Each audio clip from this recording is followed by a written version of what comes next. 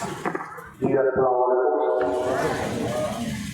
मैं तो नहीं समझ सकता कि यहाँ मुझे कौन भेजा है या कौन बुलाया है, लेकिन इतना जरूर मालूम है कोई अपना ही होगा जो मुझे यहाँ, क्योंकि आज तक तो मैं कई स्टेज पे प्रोग्राम किया हूँ और मुझे एहसास या कभी सोचा भी नहीं था कि जनता के प्रोग्राम में मुझे मौका मिलेगा।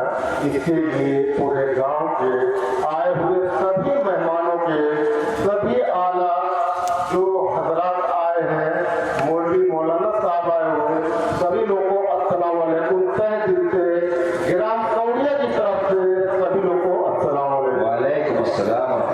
माशाअल्लाह। देखिए, ये ऐसा प्रोग्राम है कि जहाँ पे शायद कि मुझे नहीं खड़ा होना चाहिए, लेकिन अब बुलावा हुआ तो शायद कि मुझे आना पड़ गया। मुझे क्या बोलना है मौलाना साहब, थोड़ा सा माइक अपने हाथ में रखिएगा कि हो सकता है कुछ गलतियां मुझसे हो जाए तो आप लोग से माफी चाहता हूँ।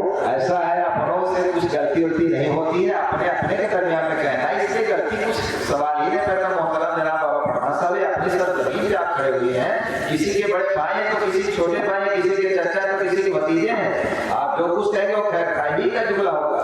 ये उर्दू जुबान है, कोई अरबी जुबान कलाम पाक नहीं कि उसमें पकड़ होती है आपको, आपके समझ लेंगे, या आपकी बहन बेटियां हैं, आपकी माँ है, सब समझ लेंगे। आप कहिए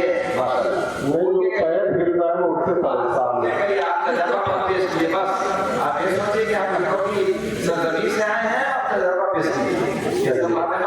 सबसे बहुत पूछिए आप। हाँ, देखिए दोस्तों, 10-15 मिनट में आप ईमान की बात से नवाजें। ईमान की बात करना, इस्लाम की बात करना, ये सभी मुसलमान का फर्ज है। ये हम भी जानते हैं, आप भी जानते हैं, सारे ग्राम कौड़िया, सारा जिला, सारा पूरा देश प्रदेश, पूरा हिंदुस्तान या दुनिया के सरजमीन पे जितने भी मुसलमान हैं उनको पता है कि इस्लाम और दीन क्या है। अब इसको मुकम्मल जानकारी आना ये हमारे आपके बस में नहीं, किसी एक मुसलमान के बस की बात नहीं कि मुकम्मल ईमान, मुकम्मल इस्लाम हमारे अंदर आ जाए और हम उसको पूरा कर लें। क्योंकि मैं इस्लाम सीखने की कोशिश कर रहा हूँ और समझने की कोशिश कर रहा हूँ, शायद इससे मैं काफी समझ दे चुका हूँ, लेकिन आज तक मेरी समझ में ये नहीं आया कि इस्लाम क्या है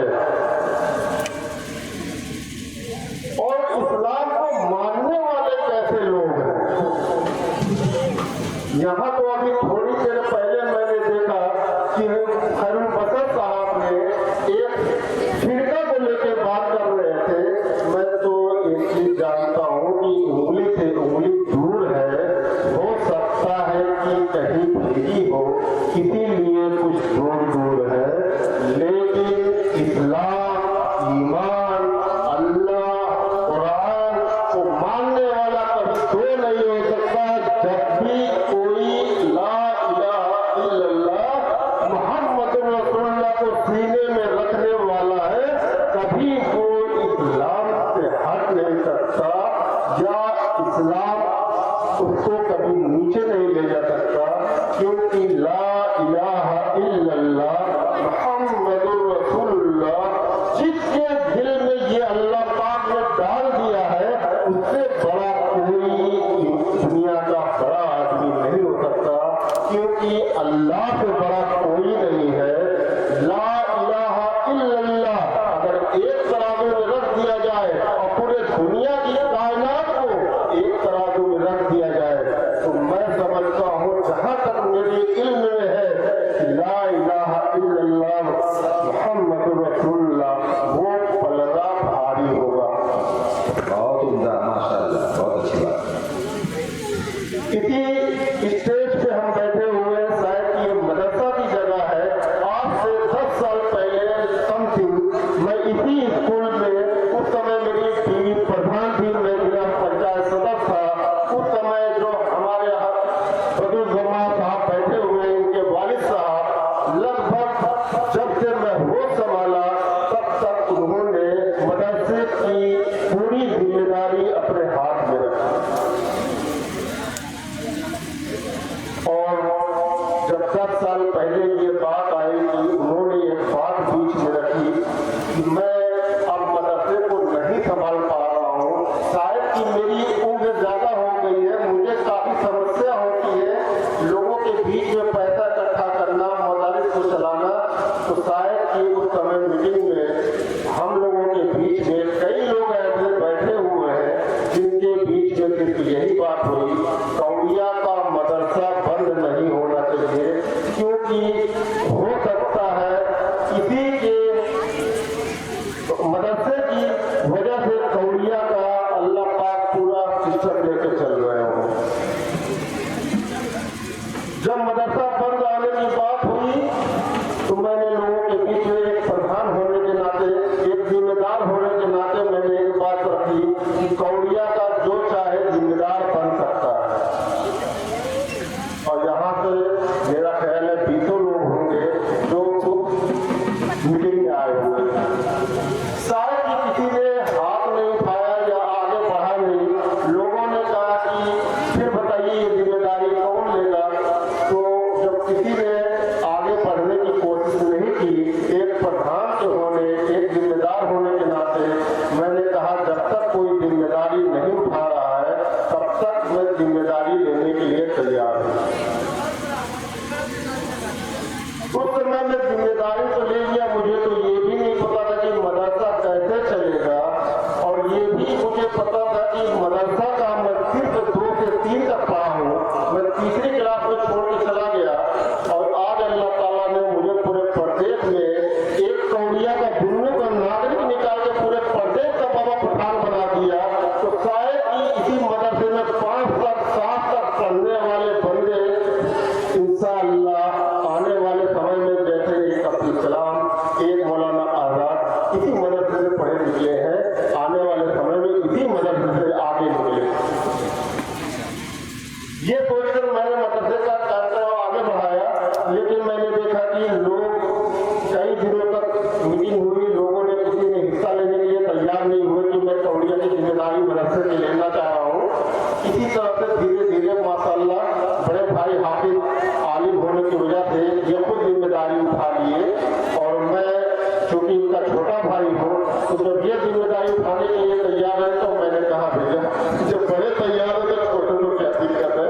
अल्लाह ने चाहा बहुत जल्द आपके कौड़िया में लड़कियों का मदरसा खोलने जा रहे हैं। हमारे गांव की बच्चियां कहीं पढ़ने नहीं जाएंगी, इंशाअल्लाह अपने गांव के इदारा से ही वो पढ़ के आलिम बनने के लिए। और जहाँ तक रहा कि मैं अपनी लंबी बात नहीं करना चाह रहा हूँ, क्योंकि ये मेरे लिए इससे जहाँ तक है कि है नहीं, लेकिन इस्लाम को समझने के लिए हमें बहुत समय लगेगा, और समझने के लिए हमें बहुत कुछ पढ़ना होगा, लिखना होगा।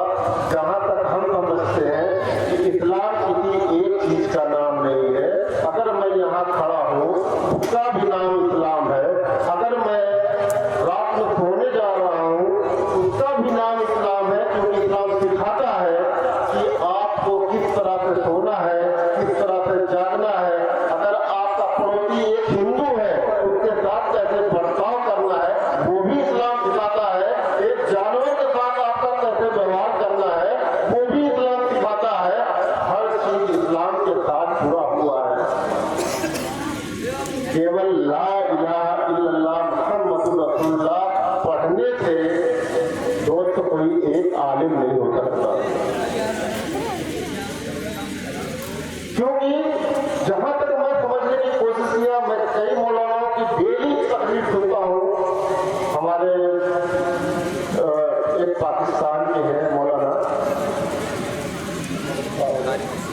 तारिक मसूद साहब है, और इसी तरह से एक